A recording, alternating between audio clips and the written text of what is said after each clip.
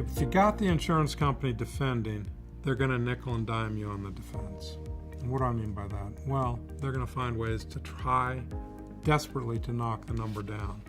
They don't want to pay $400 an hour for a general liability lawyer, general liability defense lawyer, and they certainly don't want to pay $800. They want to pay much less. What do? Well, there's two common tricks for general liability.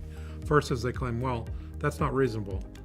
$800 an hour is not reasonable. We're not paying $800 an hour. Your response is, most of the lawyers we hire that are at the highest level of their game are charging $800 an hour if they're in a big city.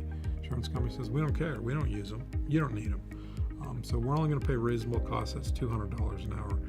Now, or $300, whatever the number is. It's the negotiating thing. But quite frankly, the number usually doesn't go above $3 unless you're talking about some complex securities claim that's covered under a D&O policy. So what you got is you got a gap created, and you need to narrow that gap. The way you narrow that gap is to understand your rights. If your right is to select your own counsel, great. You're 50% of the way there.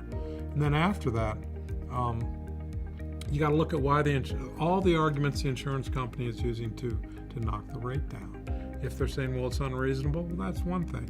If they're saying, well, hey, you know what, we looked at this pretty carefully, and maybe part of it's covered. Maybe we got 2 counts covered. Maybe we got 8 counts not covered. So, we're going to cover, 2/10 now? 1/5. We'll cover 1/5 of your defense costs. That's another common thing that they use. Now, if they pull that trick, the answer is it's illegal. If you defend, it's a flip of the coin. You either got the obligation or you don't. If it flips heads up and you got the obligation, you pay. You don't say, oh, I'm only paying 50%. You pay the whole thing because you have an obligation to defend.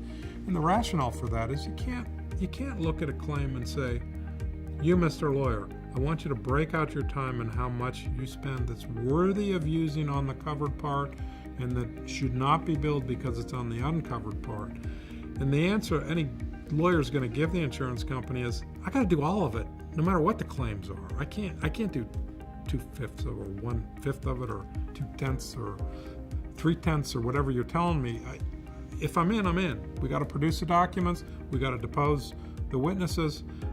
We got to depose the folks, and we got to build it for trial, and we have to win it. So the bottom line is they should not be permitted to be nickel and diming under certain scenarios. But you have to recognize what those scenarios are, and once you do, you can use them to your advantage.